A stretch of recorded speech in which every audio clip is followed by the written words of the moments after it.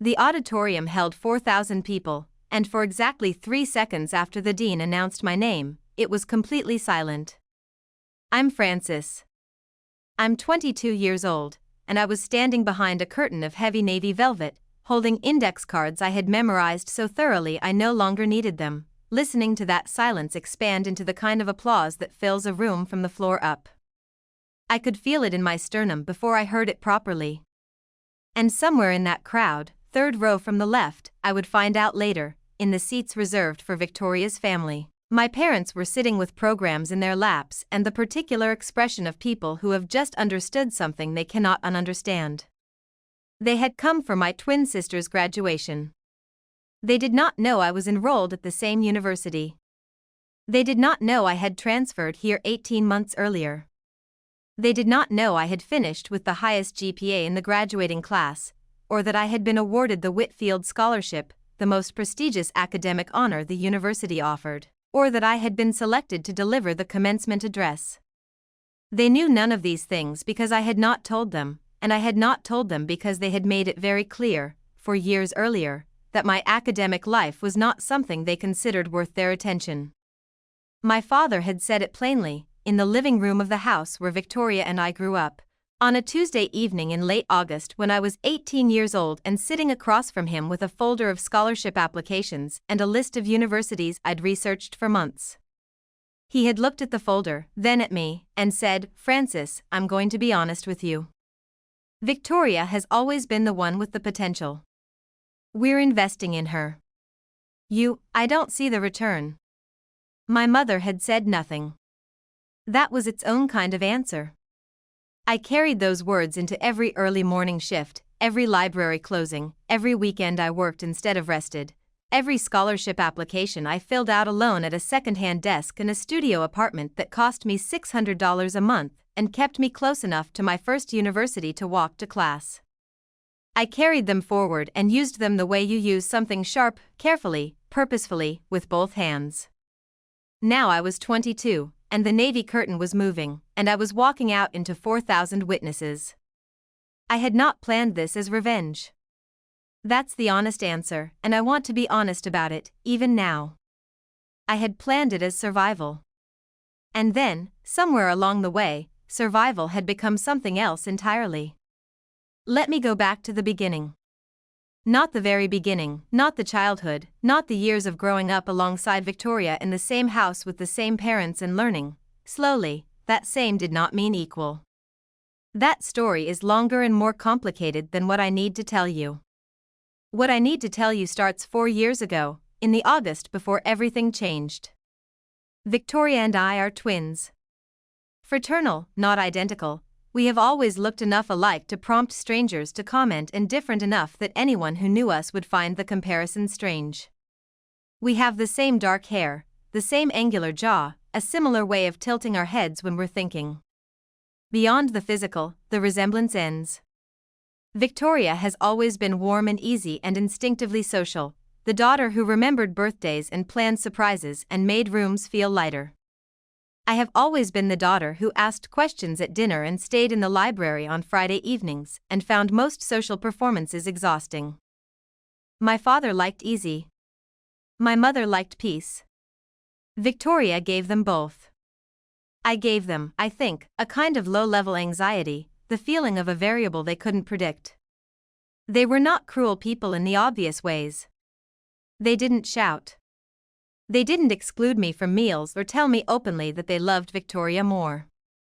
They maintained a surface of reasonable parenting that would have convinced most observers and did, for a long time, convince me that I was being oversensitive. That the favoritism I felt was something I was generating internally rather than something being directed at me from outside. I was good at convincing myself of that. It was a skill I had developed over many years of practice. The signs were there long before the Tuesday evening in August. Looking back now, I can trace the pattern with the clarity of hindsight that is always, painfully, cleaner than the real-time version. Victoria's 16th birthday was a car. Mine was a card and a cake baked by my mother, which I remember appreciating genuinely, not understanding yet that the gap between a car and a cake was information rather than just circumstance. Victoria's school trips were approved and funded without discussion. Mine were approved with a conversation about budgets that left me feeling guilty for wanting to go. Victoria's friends were welcomed into the house with the particular warmth my mother reserved for people she approved of. My friends were welcomed politely and assessed silently. I noticed these things and filed them in the folder labeled personality differences rather than the folder labeled structural inequality. That filing error cost me years. The summer before we turned 18, Victoria and I spent evenings on the back porch talking about university. She had been accepted to Harrington, a private university with excellent facilities and a strong alumni network and the kind of campus that photographs beautifully. She was excited in the open, uncomplicated way she was excited about most things. I had been accepted to State, which was public and significantly less expensive and had a genuinely strong program in the economics track I was interested in, and I was excited too, in my quieter way. I remember sitting on that porch and thinking, this is what it is supposed to feel like. Two sisters, going different directions, equally valid. I was wrong. I just didn't know it yet. The meeting in August was called without a label. My father simply asked me to come to the living room on a Tuesday evening after dinner, the way he asked me to do small logistical things, take out recycling, check the mail.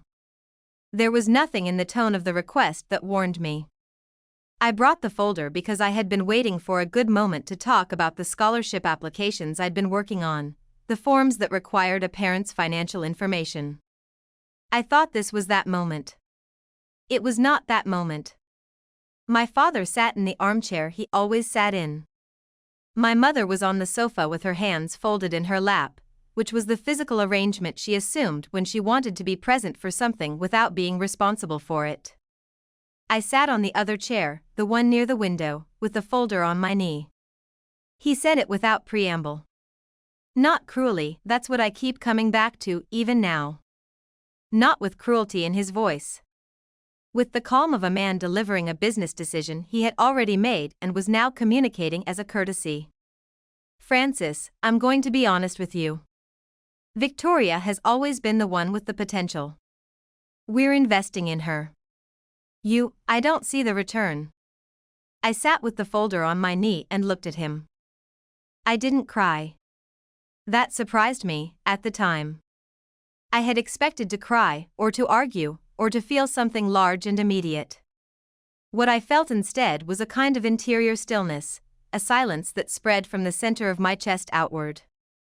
As if everything inside me that had been moving forward stopped, recalibrated, and started moving in a different direction.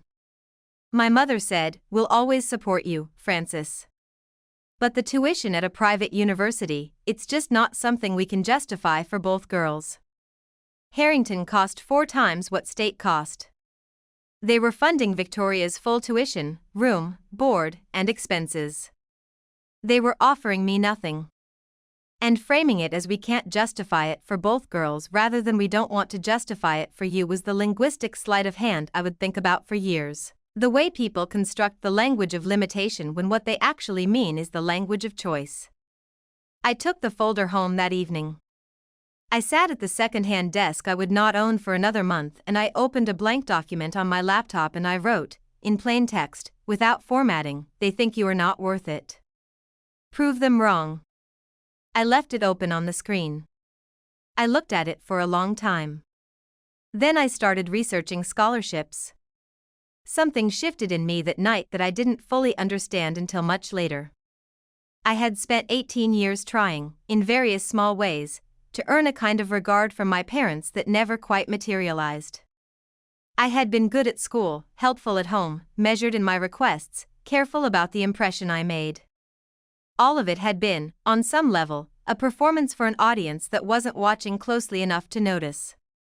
That night, I stopped performing. Not out of anger, anger came later, in smaller doses, and I managed it carefully. Out of something more like clarity. The recognition that the investment of energy I had been making in their approval was not generating returns, and that I needed to redirect it somewhere more productive. My father would have appreciated that framing. He didn't get to hear it for another 4 years.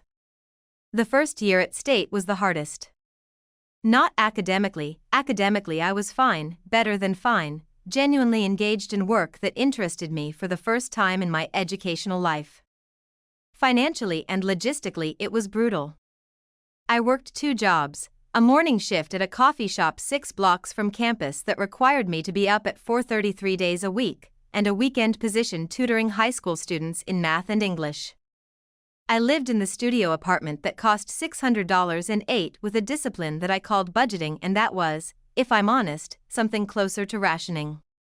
I called home every 2 weeks because it seemed important to maintain the connection even when the connection had been so recently revealed as structurally unequal. The calls lasted 12 to 15 minutes. My mother asked about my health. My father asked nothing. I reported that I was fine and doing well and not struggling, which was true in the ways that mattered and not true in the ways that were daily and physical and difficult to explain without sounding like I was asking for something. Victoria called more often than that, and her calls were different, warmer, messier, full of Harrington gossip and roommate complaints and the particular joy of someone experiencing a thing she had been told she deserved. I listened and laughed at the right moments and felt, somewhere underneath the genuine pleasure I took in her happiness, the specific low-grade ache of a person who knows they deserved something too and wasn't given it. I kept that ache separate from our friendship. Victoria and I had a complicated history, shaped by dynamics neither of us had created, and I had decided, early in that first year, that I was not going to let our parents' choices define the terms of our relationship. That she had benefited from favoritism she hadn't asked for. That her happiness was not the cause of my difficulty. I mostly managed to believe that. At the end of my first year, I applied for the Whitfield Scholarship. The Whitfield was the kind of scholarship that changes a career rather than just financing a degree. It was highly competitive, renewable annually, and came with mentorship access to the Whitfield Foundation's network of academics and professionals. It also, critically, could be transferred if the recipient moved institutions. I had found that detail buried in the terms and conditions on a Wednesday evening in February, and I had sat with it for a long time before I understood what it meant. It meant I had options I hadn't considered. I sent my application with 3 letters of recommendation, a personal statement I rewrote 11 times, and a transcript that spoke for itself. I did not tell my parents I had applied. The letter arrived in April, in the digital age equivalent of the dramatic envelope, an email with the subject line Whitfield Foundation Scholarship Decision that I opened on my phone while sitting in the coffee shop between the end of my shift and the beginning of my first class. It was 6:40 in the morning. The shop smelled of grounds and warm milk. My hands were slightly unsteady. I had been awarded the scholarship. I read the email 3 times. Then I sat with my coffee going cold and felt something I didn't have a clean name for, not triumph, not vindication, not even pure happiness. Something more complex. The feeling of a door opening that you have been standing at for a very long time, unsure whether your knock was audible. I called Rebecca first. Rebecca was my best friend from state, a second-year biology student who had become indispensable to me in the specific way that people become indispensable when they show up, consistently and without drama, during the periods of your life that require showing up. She answered on the second ring, still half asleep, and when I told her she said, "Oh my God, Francis," and I could hear her sitting up, and that sound, the sound of someone genuinely happy for you, was almost more than I could absorb at that moment. I did not call my parents. I made that decision in real time, standing outside the coffee shop in the cool April morning, phone in hand. Not as a punishment. As a protective measure. Whatever I was building, I needed to build it in a space that wasn't contaminated by their assessment of its value. The Whitfield Scholarship introduced me to Dr. Margaret Smith. Dr. Smith was a professor of behavioral economics at Harrington University, Harrington, where Victoria was currently in her second year, and she served as faculty liaison for the Whitfield Foundation's scholarship program. She was 62 years old, exactly as demanding as her reputation suggested, and she had a way of listening to a student speak that made you feel, simultaneously, both thoroughly examined and completely safe. She was the first person in an academic context who ever made me feel that my way of thinking was not merely competent but genuinely interesting. She also told me something, in our second meeting, that changed the direction of everything. "The Whitfield transfers with you," she said. We were in her office at Harrington, a room lined with books and smelling of the particular combination of coffee and paper that I would always associate with her. "If you were to transfer institutions, the award follows. The foundation cares about the scholar, not the school." I already knew this from the terms and conditions. But hearing her say it, in this office, at this university, the implications arranged themselves differently. "You'd want to consider it carefully," she added, watching me with the attention she brought to everything. "Transferring in your third year carries complications. Transcript evaluation, credit recognition, the social adjustment." "I know," I said. "The academic environment here is more competitive," she said. "Some students find that motivating. Others find it destabilizing." I looked at the books behind her. "Which do you think I would find it?" She considered for a moment. "Motivating," she said. "But I'd want you to be certain you're doing it for the right reasons." I thought about that question for 3 months. The wrong reason, I decided, was spite. Transferring to Harrington to prove something to my parents, to appear in their field of vision, to make them uncomfortable, would be a decision driven by the pain they had caused rather than by my own direction. I had spent months redirecting the energy of that pain into something productive. I wasn't willing to let it steer now. The right reason was Dr. Smith.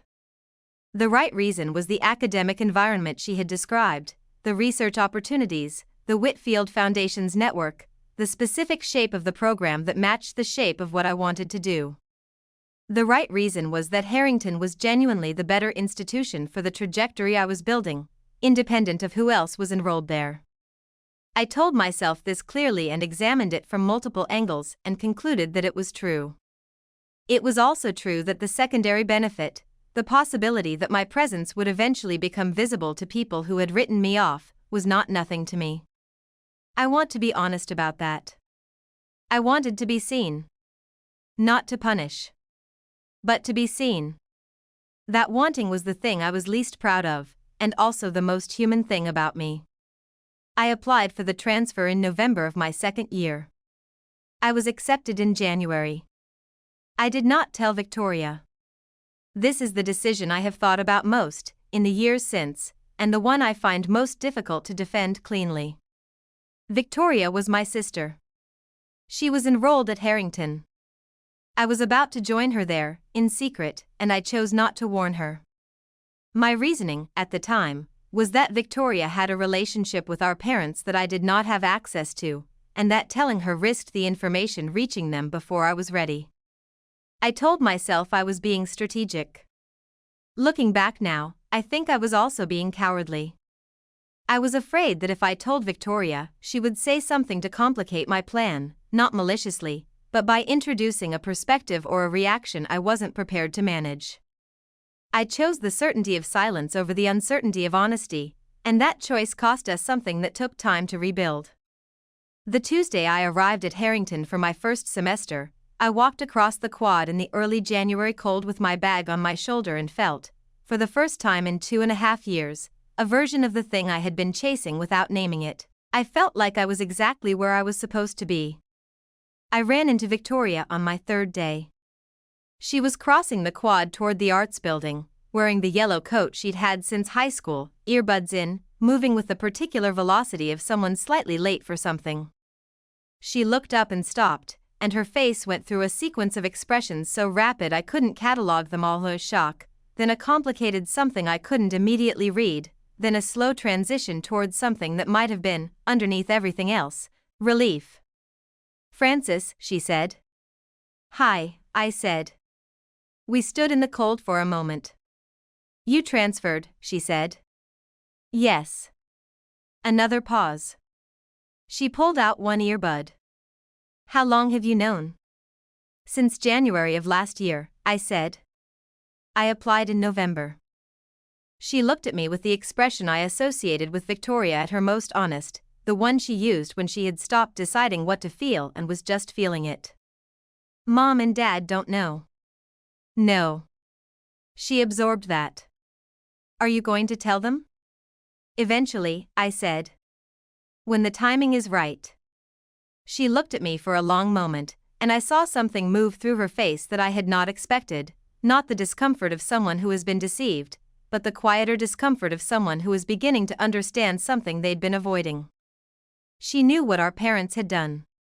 She had always known, I think, in the peripheral way that people know things they find too costly to examine directly. Okay, she said, finally. Okay. She put the earbud back in and continued toward the arts building. I watched her go. Something in that exchange, the brevity of it, the particular quality of her okay, told me that she was carrying more than she was showing. That her relationship to the story of our family was not as simple as I had allowed myself to assume. That detail mattered more than I realized at the time. The year and a half at Harrington was the most demanding period of my academic life and, by considerable distance, the most rewarding. Dr. Smith became the intellectual relationship I had been looking for without knowing I was looking for it. We met weekly in her office and disagreed regularly and built, through the friction of those disagreements, a working dynamic that taught me more about how to think than any coursework I had completed. She had a way of responding to weak arguments not with dismissal but with the specific question that located exactly where the weakness was, and then waiting, in silence, for you to find it yourself. I found it, eventually, every time. The finding was the education. My GPA at Harrington was not the product of genius. It was the product of habit, constructed over years of early mornings and careful prioritization and the absolute commitment to not wasting the resources I was fighting to access. I worked one job instead of two, tutoring, which I had transferred from state, and the Whitfield Scholarship covered the financial gap that would have otherwise required the second. The time that freed up went directly into studying and research and the weekly meetings with Dr. Smith that were becoming the center of my academic year. I did not avoid Victoria. I had decided, early in the Harrington year, that whatever I was doing there, I was not going to do it in opposition to my sister. We had coffee most weeks, and the coffees gradually expanded from the polite and careful exchanges of our first months into something more real, longer conversations, more honesty, the occasional genuine disagreement. She was complicated, my sister. She had spent 22 years being someone's favorite, and the psychic weight of that was not nothing. It had given her comfort and social ease and a fundamental confidence in her own value, and it had also, I began to understand, given her a guilt she didn't know how to carry. One evening in March, 6 months before graduation, we were in the coffee shop near the library when she said, without preamble, I think what they did was wrong. I set my cup down. What they did to you, she clarified. The money. The things Dad said. I've been thinking about it a lot. She looked at her coffee. I was there for some of it. Not the meeting, he didn't tell me about that conversation. But I knew they were paying for everything for me and nothing for you, and I kept telling myself it was about finances, that you understood, that you were fine with it. She paused. You weren't fine with it. No, I said. I wasn't. I'm sorry, she said. For not saying something. I looked at my sister, at her face, which was our father's forehead and our mother's eyes and something that was entirely her own, and I felt the peculiar doubling of grief and grace that comes from receiving an apology you needed and didn't expect. I know, I said. Thank you. We didn't talk about the graduation, which was 2 months away. But I think we were both thinking about it. The graduation had been in my mind for longer than I was entirely comfortable admitting. Not as a spectacle, not as a confrontation, I want to be clear about that, because the distinction matters to me. I had not chosen Harrington to ambush my parents. I had chosen it for the reasons I examined and re-examined and continued to find legitimate. But I was not naive about what commencement would mean. I knew they would be there for Victoria. I knew, as valedictorian and Whitfield scholar, that I would be visible in a way that was impossible to ignore. I had thought about whether to warn them, whether the ethical thing was to give them the context before the moment arrived. I had decided, after a long and genuinely uncomfortable internal process, that I would not. Not because I wanted them blindsided, precisely. But because I had given them 4 years of silence that they had not once broken to inquire into. They had not called. They had not sent a card for my state acceptance or my Whitfield Award or any of the small things I had accomplished in the years since the Tuesday evening in August. The silence had been unbroken, and the not breaking of it had been a choice they made repeatedly, every day that it continued. I had extended every reasonable form of connection that didn't require me to reopen the wound. They had not taken any of it. That realization settled into me without bitterness, which surprised me. I had expected bitterness. What I found instead was a kind of clarity, the same interior stillness I had felt in the living room 4 years earlier, the stillness that precedes a recalibration. I was not going to warn them. I was going to stand at the podium and deliver the speech I had been writing for 3 months and let the truth be simply visible, without theatrics, without accusation. Just visible. Dr. Smith reviewed the speech twice. The first time, she said it was good and that it pulled its punches in the 3rd section. The second time, she said it was ready. I trusted her judgment on both counts. I called Rebecca the week before graduation. She was completing her master's program at State, and she drove 4 hours to attend the Harrington commencement. She did not make a big deal of this. That was Rebecca, someone for whom the gesture was in the showing up, not in the announcement of the showing up. 2 days before graduation, Victoria found me in the library. She sat across from me with the deliberate purpose of someone who has been deciding whether to say something for a while and has finally decided yes. "They're coming," she said. "Mom and Dad. They RSVP'd for my seats." "I know," I said. "They don't know you're valedictorian." "No." She looked at me with the direct expression she had been using more often recently, the one that didn't manage itself. "Are you ready?" I thought about it genuinely. Not the speech, I was ready for the speech. Ready in a different, deeper sense. Ready to stand in front of 4,000 people and my parents and the 4 years of what I had built and let it be seen. "Yes," I said. "I think I am." She nodded slowly. Something in her face had the quality of someone who is still deciding something, still turning it over. "I'm going to tell them," she said. "Before the ceremony. I'm going to tell them you're valedictorian." I looked at her. "Why?" "Because I don't want to be part of this," she said. She stopped, reconsidered. "Not this, I don't want to be part of the surprise. Of them not knowing. I know that's your decision, and I'm not trying to take it from you. But I can't sit next to them through the whole ceremony knowing what's coming and saying nothing." She met my eyes. "Is that okay?" I held her gaze for a long moment. The honest answer was complicated.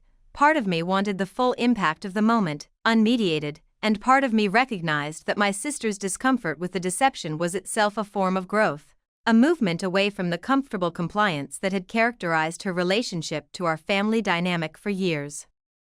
"It's okay," I said. "Are you sure?" "Yes," I said. And I meant it. She told them the morning of the ceremony. I don't know exactly what was said, we have not reconstructed that conversation fully, even now. What I know is that by the time the processional began, they had been sitting with the information for approximately 3 hours.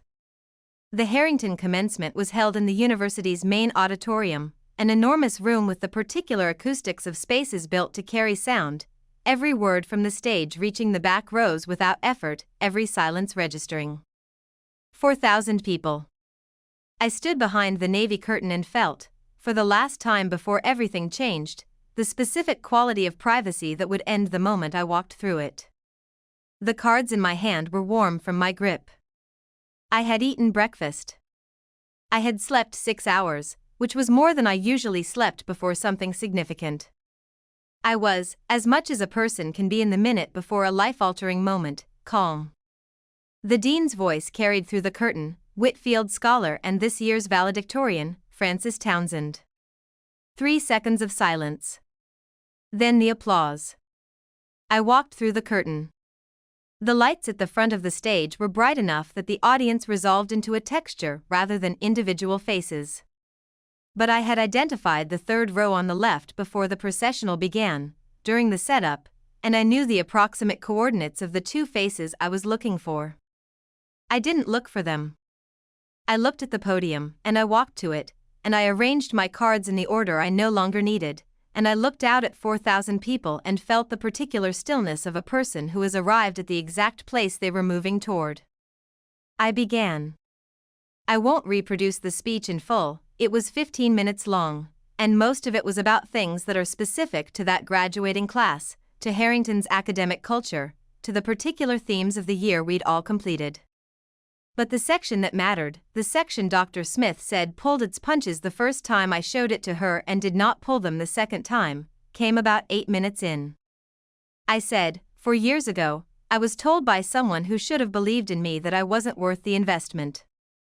That I didn't have the potential to return what would be put in. I paused. Not for effect, it wasn't a performance pause, it was a real one. The kind that happens when you are saying something you have been carrying for a long time and are putting it down. I want to speak directly to anyone in this room who has heard something similar. Who has been assessed and found wanting by someone whose assessment shaped how you saw yourself. What I've learned, what this degree represents to me beyond its academic content, is that the person who decides your value is not always right. Sometimes they are profoundly, lastingly wrong.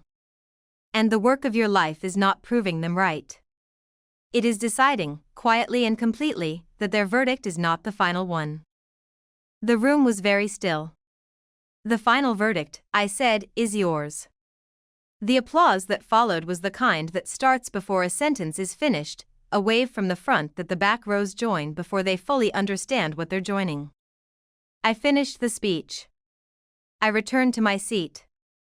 The ceremony continued around me with the particular unreality of significant events that are also, logistically, just events, names called, diplomas handed, photographs taken, the efficient machinery of institutional ceremony processing 4,000 people through a milestone. I was not thinking about the speech anymore. I was thinking about what came after.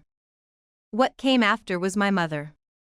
She found me outside the auditorium, in the organized chaos of 4,000 graduates and their families spilling into the June afternoon. She was wearing the dress she wore to formal occasions, navy, which she would presumably not choose again for a while, and she looked, when she came to stand in front of me, like someone who has been rehearsing something for several hours and has now arrived at the moment of delivery and found the rehearsal inadequate. She said my name. "Hi, Mom," I said. She reached for me, a hug, brief and slightly stiff, the kind that contains emotion that hasn't found its form yet. I accepted it. "Your father," she began. "Where is he?" He's coming." She stopped. Her hands, when she stepped back, were clasped in front of her in the same folded position as the living room 4 years ago. "Francis, I don't know what to say." "You don't have to say anything right now," I said. "The speech," she said. "You weren't." "I wasn't talking about you specifically," I said. "I was talking about an experience. It happens to be one I had in my own family." I kept my voice even. "That's true. But the speech was for the graduating class." She nodded, though I wasn't sure what she was agreeing to. My father appeared from the crowd the way people appear at difficult moments, not dramatically, just suddenly present where he hadn't been. He was older than I'd been tracking in my mental image of him.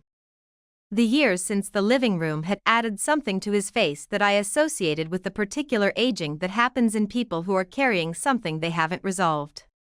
He stood in front of me. He looked at the valedictorian sash I was still wearing. He looked at my face. He said, "Francis." "Dad." A long pause. Around us, 4,000 people and their families continued the noise and movement of graduation day, completely indifferent to the small island of stillness we had created. "I was wrong," he said. Just that. 3 words, without preamble or qualification. I looked at him for a long moment.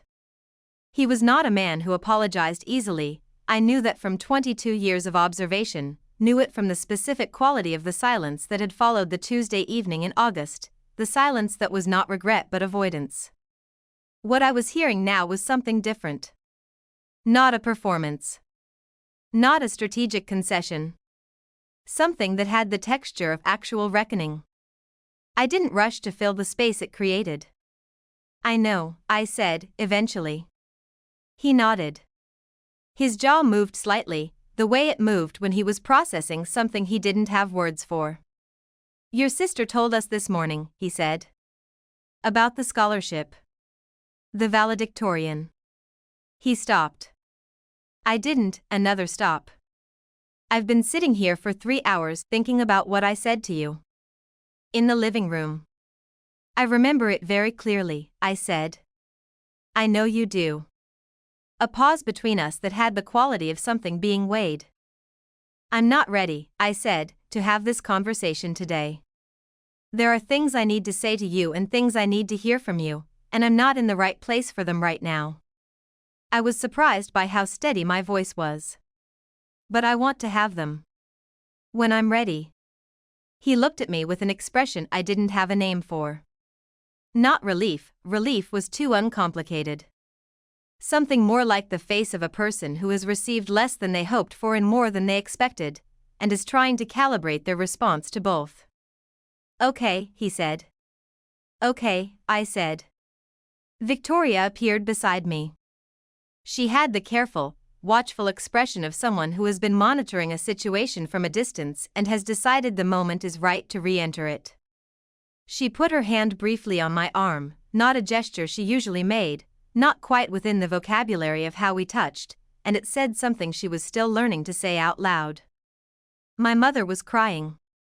Not dramatically, quietly, the way my mother did everything, with the maximum possible emotional containment. I handed her a tissue from my bag. She took it without speaking. "I'll call," I said, to both of them. "When I'm ready." And I walked back into the crowd to find Rebecca, who was waiting near the fountain with 2 cups of coffee and the particular expression of someone who has been a friend for long enough to know when to step forward and when to simply be there. She handed me a coffee. "Well," she said. "Well," I said. She looked at my face and whatever she saw there made her smile, not the wide social smile but the small one, the real one. "You okay?" I thought about it. "Yeah," I said. "I actually am." Even as I said it, I felt something inside me, somewhere deep and long established, begin, very quietly, to let go. The summer after graduation was the first one I had entirely to myself. I started at Morrison & Associates in September, a financial consulting firm with a graduate program that had recruited me through the Whitfield network. The work was demanding and interesting and gave me something I had been missing in the years of purely academic life, the satisfaction of problems with real-world stakes, the particular pleasure of analysis that changes something beyond a grade. I found an apartment on my own, not a studio this time, not the careful economy of a person managing on the edge. 2 rooms, a kitchen with a window that faced east, plants that I watered inconsistently but that survived anyway. I furnished it slowly, choosing each piece with the attention of someone who has earned the right to be particular. It felt, from the first morning I woke up in it, like mine in a way that previous spaces had not. I called my father 6 weeks after graduation. Not because I was ready in any complete sense, I don't think that kind of readiness is a state you arrive at fully formed, but because I had sat with the incompleteness long enough to understand that waiting for total readiness was its own form of avoidance. He answered on the first ring. The conversation lasted an hour and 40 minutes, which is longer than any conversation we had ever had. He spoke about the Tuesday evening in the living room with a directness that cost him something. I could hear the cost in the particular careful way he chose his words, the pauses that weren't rhetorical but real. He said that he had organized his thinking about his daughters along lines he'd absorbed from his own father, who had been a businessman in the most transactional sense, who had assessed everything in terms of input and output and return. He said he had applied that framework to his children without questioning it, and that watching me walk to the podium as valedictorian had been the first time the framework had broken in a way he couldn't rationalize around. I listened without interrupting. That was harder than it sounds.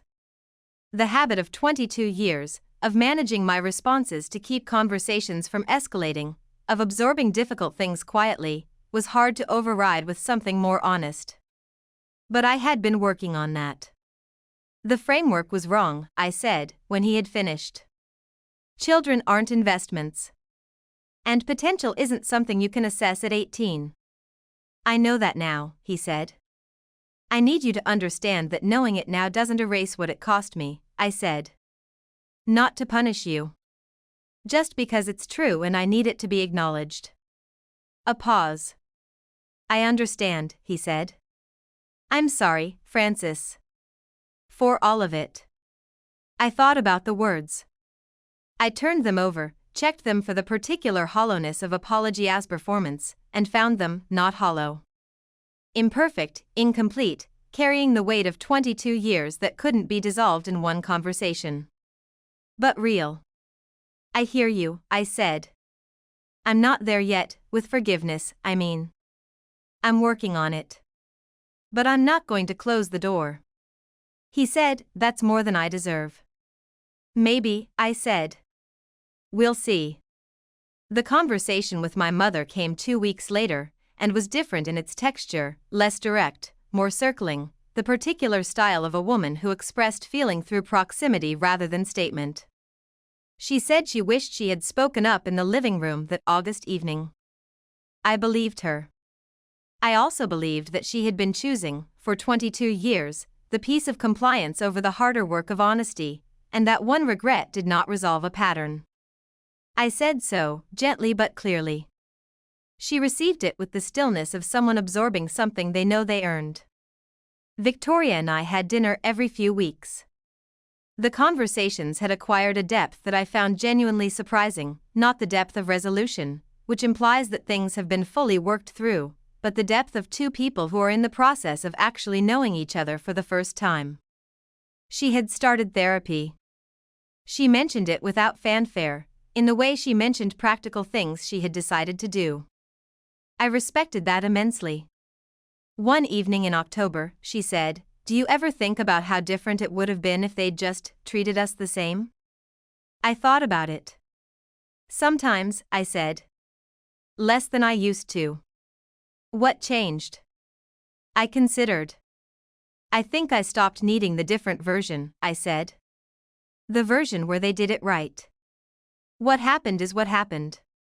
What I built is what I built. I looked at my coffee. The scholarship, the transfer, the speech, none of that would have existed without the thing they did wrong. I'm not grateful for their cruelty. But I'm not interested in the alternative timeline anymore. She was quiet for a moment. Then, that's very mature. It took about 4 years of catastrophic emotional labor, I said. She laughed, the real laugh, not the social one. I had started to know the difference. Dr. Smith attended my first professional conference in November. She did not announce this, she simply appeared, in the particular way she had of being present at important moments without making her presence the story. We had coffee after the panel I participated in, and she said, with the economy of her particular compliments, "You're going to be very good at this." "I already am," I said. She gave me the look she reserved for moments when she approved of something but wasn't going to say so directly. I left the conference and walked back to the apartment in the November cold, past storefronts going dim for the evening and people moving in the purposeful way of people who know where they're going. I thought about what I would have said to the 18-year-old sitting across from her father in the living room, if I could have sent a message back across the years. I would have said, "The folder on your knee contains more power than the man in the armchair. You don't need his assessment of your potential. You carry the assessment inside you, and it is more accurate than his, and it will prove itself without requiring his acknowledgement. I would have said, this is going to be hard in ways you can't fully anticipate, and you are going to be exactly adequate to it. I would have said, you are worth it. You were always worth it. You just have to be willing to prove it to the only person whose verdict actually matters. Which is yourself. The apartment was warm when I got home. I made tea. I sat at the table by the east-facing window and looked at the city lights and felt, in the quiet of an ordinary Thursday evening, the thing I had been building toward for 4 years without knowing that what I was building was this. Peace. Just peace. Undramatic, unperformed, entirely mine. I sat with it for a long time. It was enough. The father in this story never called himself cruel. That's the most important thing to understand about him. He called himself honest. He called himself practical. He told himself he was doing his daughter a favor by managing her expectations early, by being clear about how he assessed the landscape of her potential. He had learned from his own father that love and investment were the same thing, and he had applied that equation to his children without once questioning whether the equation itself was flawed. Parents who favor one child over another rarely do so from malice. They do it from a combination of unconscious bias, misread signals, and the particular gravity of early impressions that calcify into permanent assessments. Frances reminded her father of the parts of himself he found difficult, the questioning, the intensity, the refusal to make things easy. Victoria reflected back the version of himself he preferred to see. That is not an excuse. But it is an explanation, and understanding the distinction between those two things is part of what Frances had to learn before she could decide what to do with her anger. The real damage wasn't the money. The Whitfield scholarship solved the money. The real damage was the sentence, "I don't see the return." A father looks at his 18-year-old daughter and reduces her to an investment assessment, and that reduction, once spoken, can't be unspoken. It lodges somewhere foundational. Frances spent 4 years carrying it, not as a wound exactly, but as a fuel source, which was both her greatest strength and her most significant limitation. She converted pain into performance at such efficiency that she never fully stopped to ask whether the performance was costing her something she needed to keep. The decision not to tell Victoria about the transfer was the moment the story could have gone differently. If Frances had trusted her sister with the information, the 3-hour gap between Victoria's disclosure and the ceremony would have been a different kind of preparation for her parents, not a shock, but a slow reckoning with time built in. What that might have produced is genuinely unknowable. But the choice to exclude Victoria revealed how thoroughly Frances had absorbed the family's habit of managing information rather than sharing it. She learned the behavior from the people who hurt her and then used it to protect herself from them. The irony is clean and uncomfortable. Victoria's arc is the secondary story the narrative almost doesn't tell, the story of the favored child, which is rarely sympathetic and which this story earns its right to include. Being favored is not neutral. It produces its own particular distortion, a confidence that doesn't know its own dependencies, a guilt that has no clean outlet, a loyalty that was always slightly misplaced. Victoria had been complicit in the dynamic through passivity, through the comfortable not examining of things she sensed were wrong. The moment she decided to tell her parents about the valedictorian announcement was a small moral choice with significant implications, not for the outcome, but for who she was choosing to be. Frances was right to grant it.